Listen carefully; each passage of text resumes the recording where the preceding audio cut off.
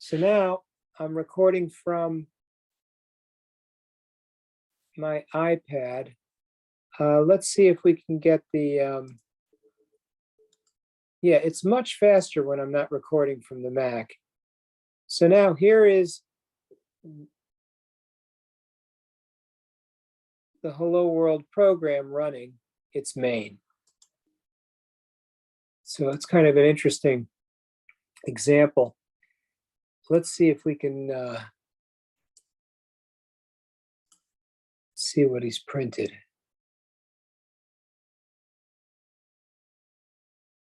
He's giving me a class not found exception. It's interesting. So there may not be a Hello World class. Let's see if we can create a Hello World class.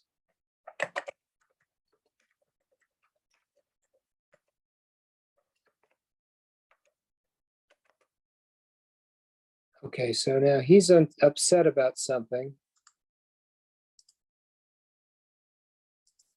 Oh, it's already here. It must already be in the.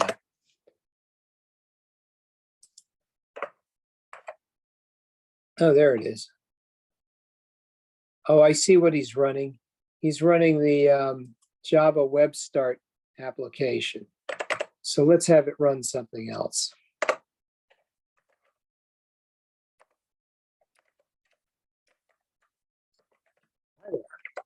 There, that's a good thing for it to be running. So now if we go back to Reflect Util, if we run the program,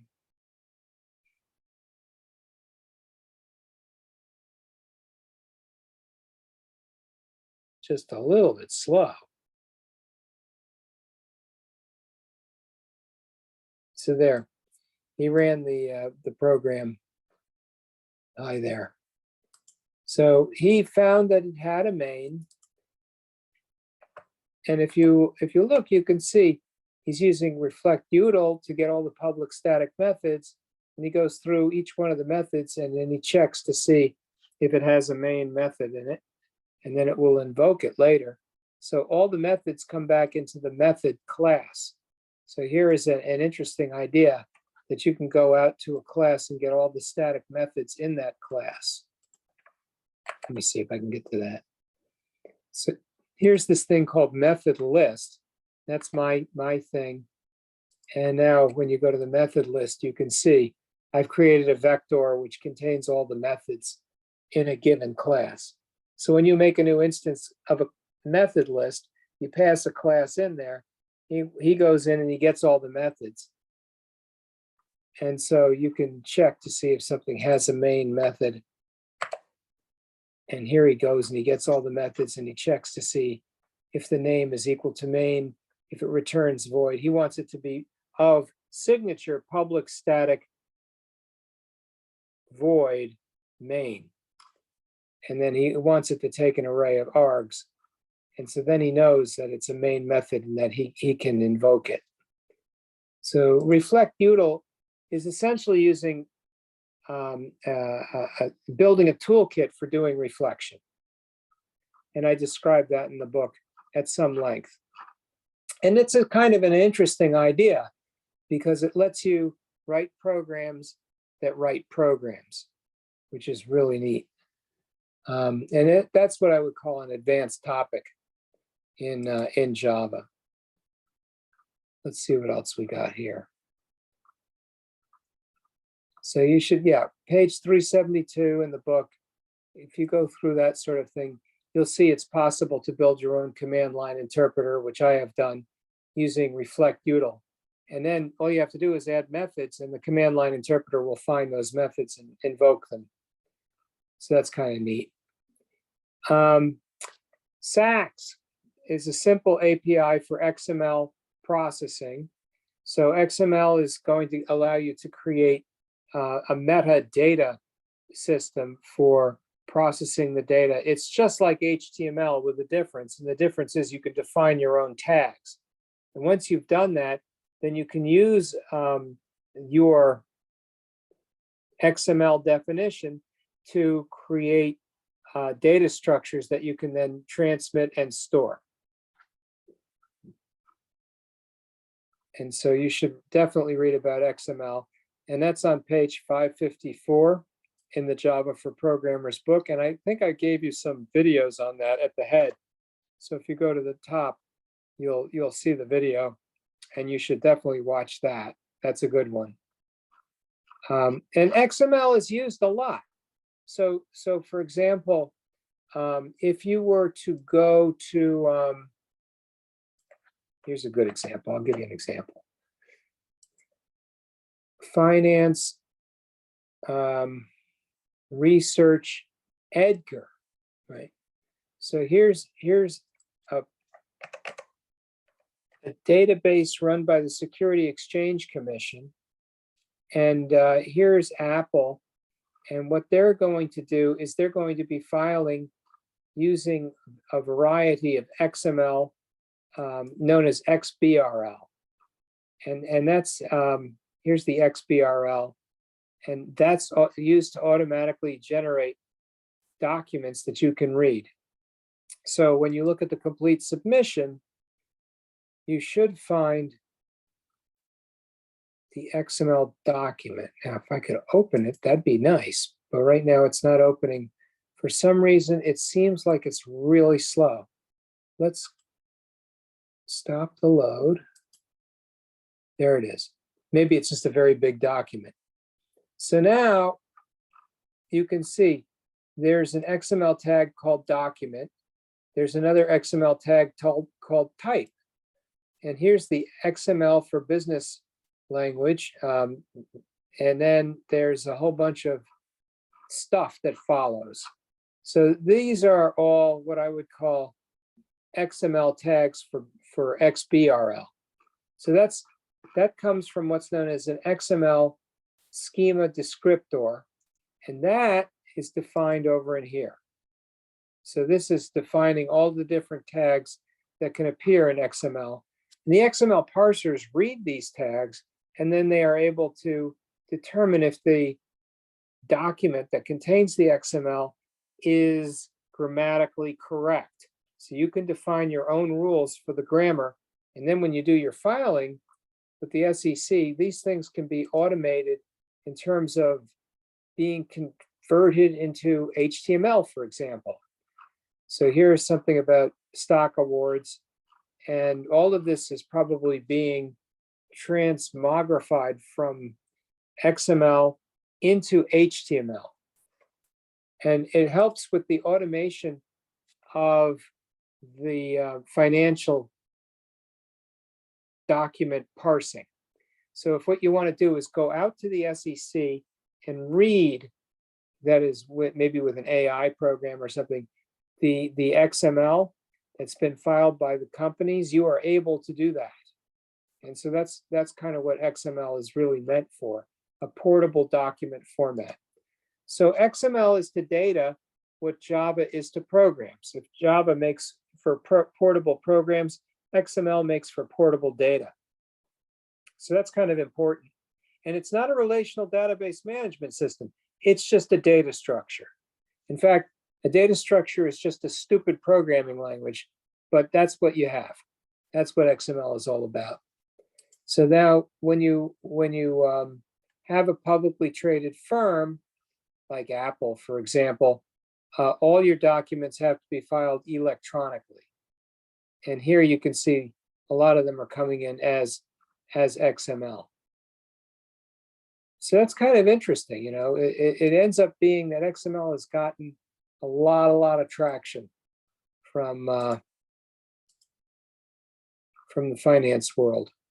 And you can see, like, a lot of this stuff is already highlighted because this has all been highlighted in the XBRL. So apparently there are links in here, and you can just click on them, and they're getting generated automatically, which is kind of neat. So that's an application of XML. You can use. I have an XML for address books. So when you go to the address book, I have an XML for address book markup language.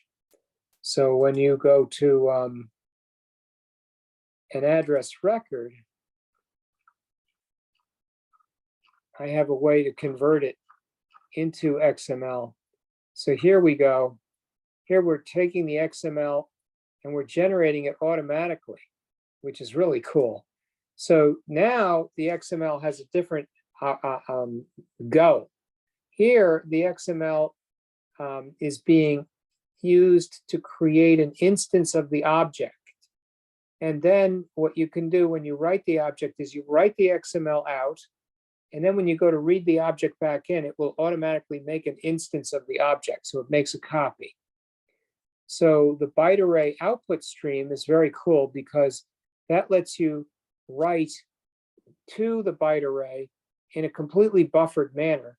And then you can take the whole object and you can write it out all at once. So this is the byte array output stream being converted into a string.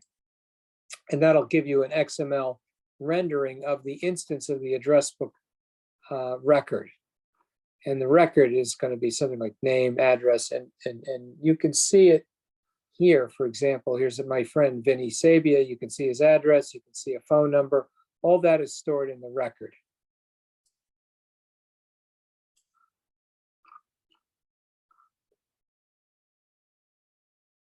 So let's see what else we got here.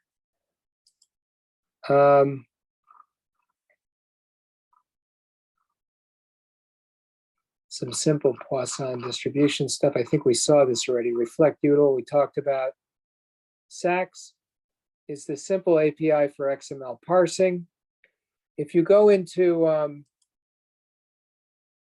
the code, what you'll see is there's a separate package for XML, and it's all the way down here at the bottom.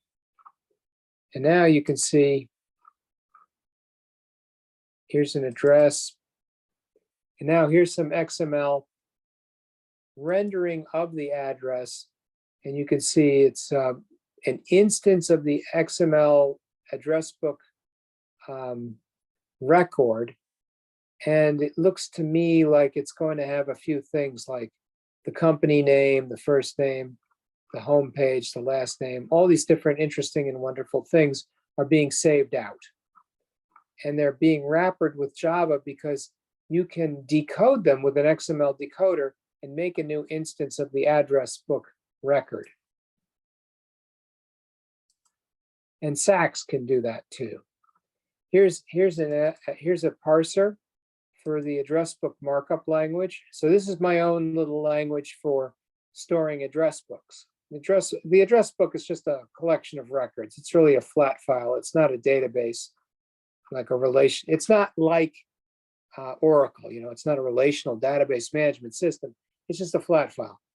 But at some level, this allows you to go through and proceed to read one of the XML records and also convert it into a string, if you like. So this is all for XML parsing, and that's discussed in the book. And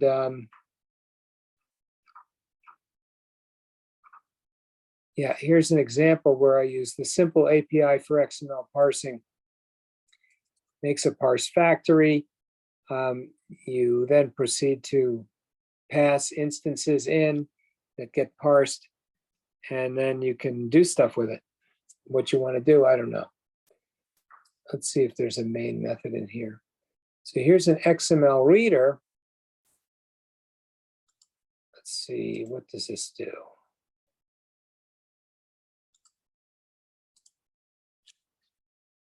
I haven't run it in a very long time.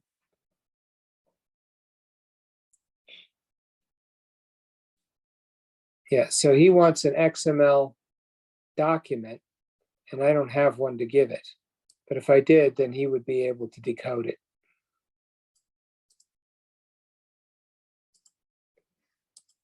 So I don't have that, so I can't get that to run. So that's that. Let's see what else we got here. DTD is a data type definition language for XML. That's just like a schema. It predates the schema. I think it's still in use, but most people who want a complex XML document use the schema. but you can still use the DTD. It still works.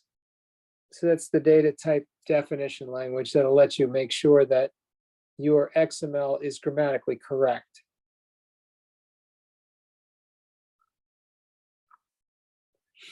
JSON is the JavaScript object notation. And that's something that I cover in a video at the beginning of the homework, which you can watch. And I think, here it is. Here it is. So if you want to, you can read about you can read about JSON, and you can also watch the video. So got a couple of ways for you to get that information. How am I doing here so far? Are there any questions? So I'm trying to invert the classroom just a little bit. The way I'm going with this is, I'm trying to get it so that you guys will watch the videos on your own, and I'll come in and swoop in and try and answer questions. So I'm not sure if you guys have had a chance to look at these videos yet. I currently have not been able to watch the videos, but I will.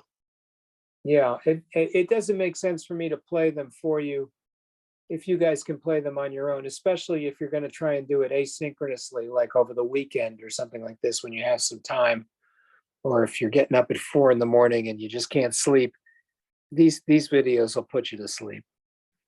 It's in some sense, it's a little bit too much PowerPoint. It's like a bit of a PowerPoint death march, but it'll take you through it if you can stand it.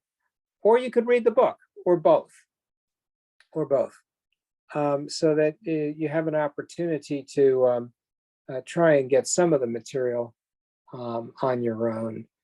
And of course, what you'll find is, like, if you said something like, oh, I'm real interested in XML and I want to see some real code, I've got that whole XML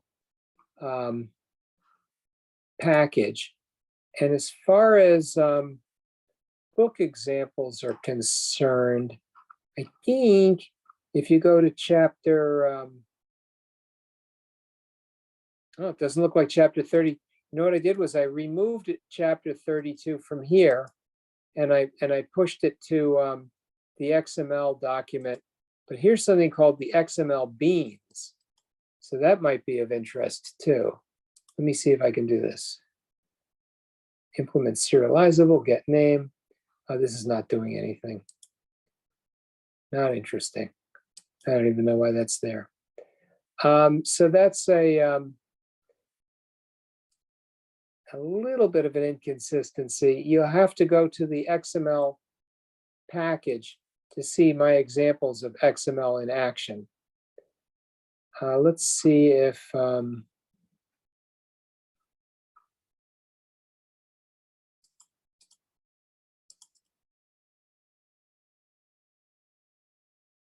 I can find a better example.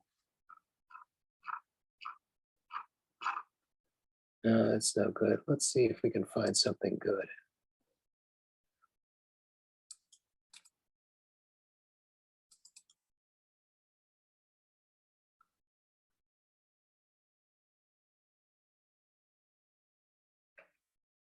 I'm hitting scroll, but it's not scrolling very quickly. So here's an example that uses the simple API for XML parsing. And this is the Sachs parse factory. So you make an instance of the factory, and then you can make a parser from the factory. And then here's an HTML document handler. And what that's going to do is it's going to let you take a file input stream with HTML in it, and this is going to parse that. So that's an interesting idea, because now you're using the XML parser to parse HTML. That's good if what you're trying to do is process consistent HTML from, let's say, a web service. So if you're trying to build a kind of, I'll call it a screen scraper with HTML in it, and you want to extract the data, the HTML parser is definitely the way to go, but you have to be tolerant of bad HTML because some people have start tags, but they don't put in the end tags. So what the HTML parser lets you do is it lets you intercept the beginning elements. Those are the ones that start with a little angle bracket. So if you saw something like this, oh, I don't know, it might look like this. Look, and now you can see it automatically ended with an end tag. So this is what they call the start element, and this is what they call the end element. And then if you wanted to, you could put in something like name, and you can see it has the name now. And then as part of a book record, maybe it has the ISBN. And so now you can see there's a begin tag and an end tag. This is all well formulated. Now in HTML, you can start a tag that says P for para, but it won't force you to do an end para tag. So in other words, it's not well-formed HTML. That's a big deal for a parser to be able to handle things that don't have well-formed HTML. So what I do here is I intercept start elements, and then I just do a big dispatch, and I say, if the name equals this, then do that. If it equals something else, then do something else. So that's kind of my shtick. The end element, that's what you'd expect to find. That's normally used to close off some sort of a data structure. Data structures usually have a begin and an end. But if somebody's writing sloppy HTML, it won't. And that's kind of typical nowadays. People have a lot of sloppy HTML. I'm not sure why it persists, but I guess it's for legacy reasons.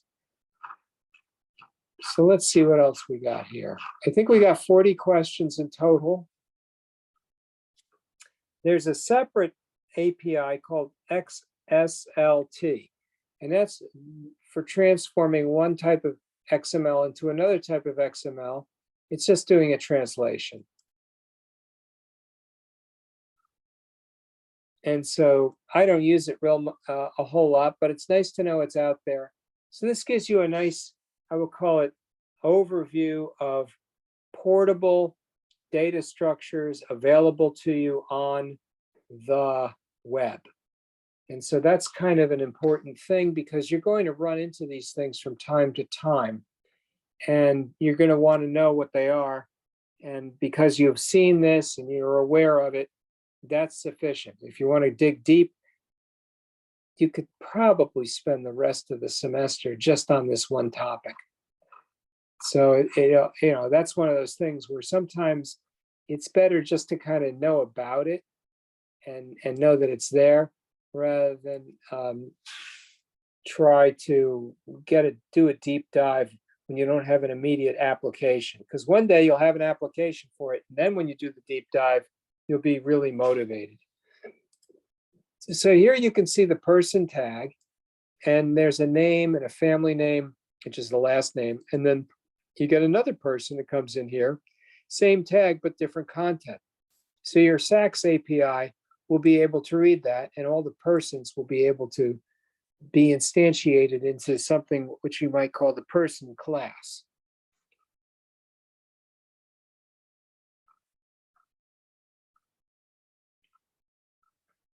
And let's see what else we need from this. I think that's enough. What happened is we lumped together kind of a lot. There's a lot of stuff in this one homework. So there's a little bit of the Poisson stuff, which we may have seen before. There's some reflection, some XML, some JSON. So you got a lot of good portable data stuff in there, which I think is important if what you're trying to do is any kind of network data mining. So reflection, that's built into the java.lang, and it has been since the beginning. So reflection's been around since like Java 1.0, maybe over 25 years now, I guess. And now the XML and the JSON, those are really APIs. Reflection is built in.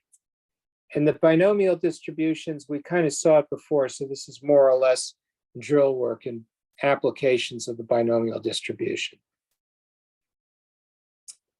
How am I doing out here? Are you guys okay? I think I lost Selena.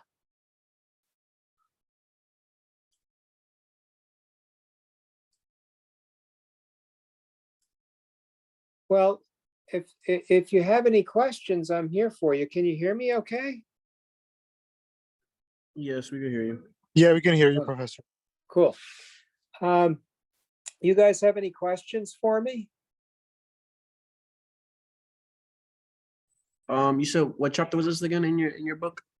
Yeah, so when you go to the beginning of this homework, you can see, please read chapters 24 and 32 in Java for Programmers.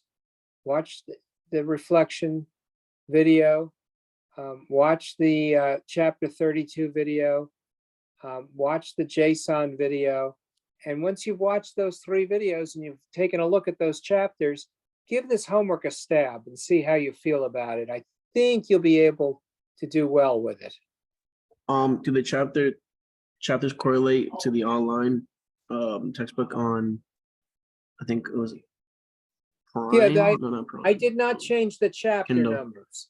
Okay. The page numbers, I'm not so sure about, but if you're sticking to chapter numbers, that should work. Okay. Thank you.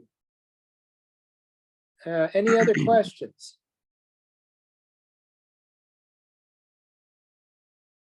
All right, well, hearing none, I think you guys have your work cut out for you. There's a few videos to watch and a couple of chapters to read. And I think that ought to hold you in some good stead and keep you out of the bars. Okay. Thank you, Professor. Thank you very much. Have a good weekend, everybody. Thank You you, too. Professor. Have a good weekend. All righty, bye-bye.